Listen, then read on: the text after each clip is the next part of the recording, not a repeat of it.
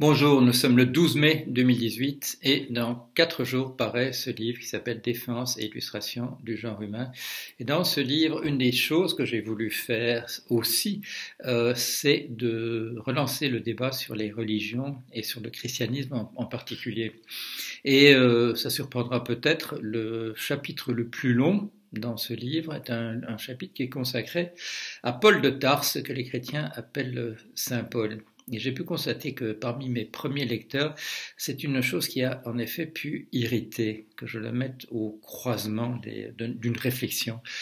sur le genre humain, sur ce que nous avons compris de qui nous sommes. Mais la raison est évidente, c'est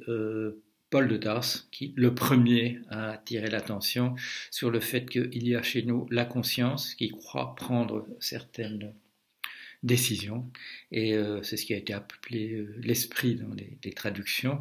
et qu'il y a autre chose, et qu'il y a autre chose qui interfère avec cela, et qui nous impose d'autres décisions, et nous constatons que nous prenons d'autres décisions que celles que la conscience a prises, et ça a été traduit de manière traditionnelle dans les textes bibliques comme la chair, mais il vaut mieux dire l'inconscient, et Nietzsche l'a bien compris par la suite, il a bien réfléchi à ça, et marchant dans ses pas, Freud, bien sûr, qui nous a donné une théorie complète de la manière dont la conscience et l'inconscient fonctionnent ensemble. Et il n'y a pas seulement ça chez Paul de Tarse, il y a aussi l'invention de ce que, dans le vocabulaire excellent de Dominique Temple, qu'on appelle la réciprocité positive. Il y a, à partir d'une réflexion bien entendu sur le personnage du Christ, une mise en théorie de la réciprocité positive, c'est-à-dire dans l'autre joue l'amour du prochain, qui est une invention,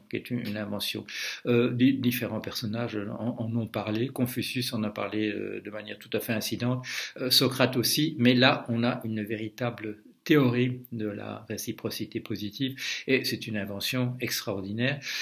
à laquelle il faut réfléchir encore davantage aujourd'hui. Alors dans ce livre aussi, à la suite d'une réflexion sur Saint Paul, et comme illustration du fait que les religions peuvent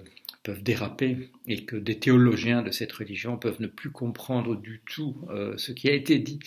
par le prophète et par le premier grand théoricien,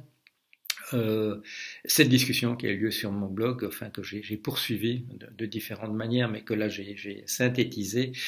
sur la parabole des talents qui se trouve à la fois chez Luc et Matthieu, et qui n'a absolument pas été comprise par personne, alors que c'est écrit noir sur blanc. Alors j'ai quand même une réflexion là-dessus, d'autant que le message de cette parabole des talents, c'est le même que la réflexion d'Aristote sur la formation des prix. Enfin, vous trouverez tout ça dans ce livre, et déjà, je vous l'ai déjà dit, beaucoup d'autres choses.